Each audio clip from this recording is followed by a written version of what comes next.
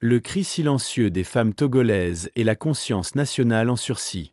Tribune internationale, TVAT, troisième voie alternative pour le peuple togolais.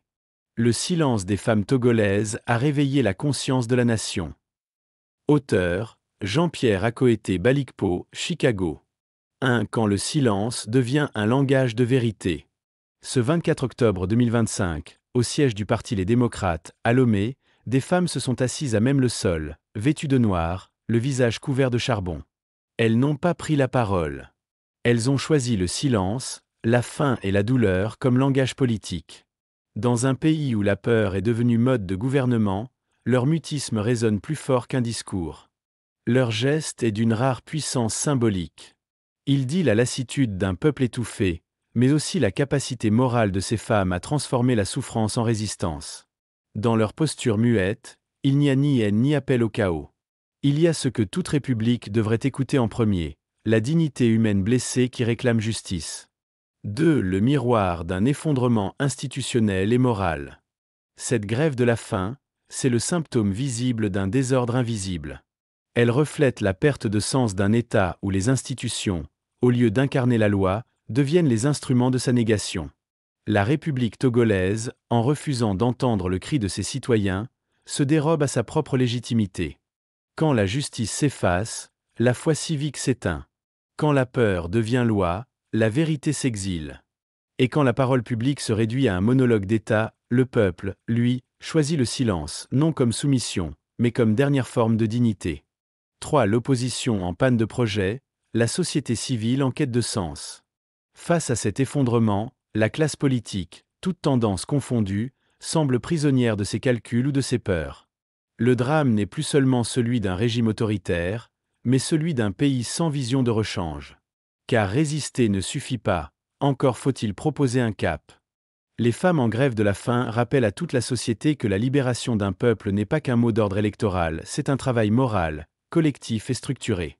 Elles posent une question essentielle. Que voulons-nous reconstruire après tant d'années d'épuisement démocratique? Ce vide de projet, ce déficit de pensée politique, est aujourd'hui le principal obstacle à la refondation du Togo.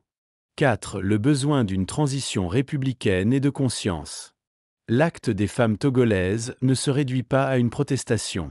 Il ouvre une brèche, une possibilité, celle d'un réveil collectif autour d'un projet de transition républicaine. Car sans une période de refondation morale et institutionnelle, aucun changement durable ne sera possible. La transition n'est pas un mot de revanche, mais un moment d'équilibre. Elle vise à réconcilier la légitimité populaire et la responsabilité politique. Elle suppose le courage de remettre à plat les fondements de l'État, de redéfinir la justice, de réhabiliter la vérité, et d'intégrer le peuple dans son propre destin. C'est à cette conscience que la troisième voie alternative pour le peuple togolais appelle. Reconstruire le pays par la conscience, la vérité et la justice, plutôt que par la peur ou la colère. 5. L'espérance comme devoir politique. Dans leur silence, les femmes togolaises n'ont pas crié pour un parti, mais pour la vie. Leur jeûne n'est pas un geste de désespoir, c'est un acte de foi civique. Elles rappellent que la souveraineté ne se mendie pas, elle se relève, pas, à partir du courage moral de ceux qui refusent l'injustice. L'histoire retiendra peut-être un jour que c'est par la faim et le silence que des femmes ont rappelé au Togo ce que signifiait être une république. Le Togo ne manque pas de courage, il manque de cap.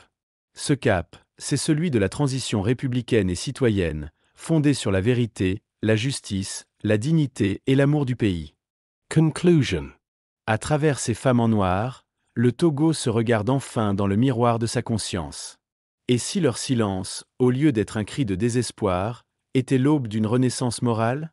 La question reste ouverte, mais l'histoire, elle, commence toujours par un geste de courage. TVAT, pour la transition républicaine et citoyenne du peuple togolais.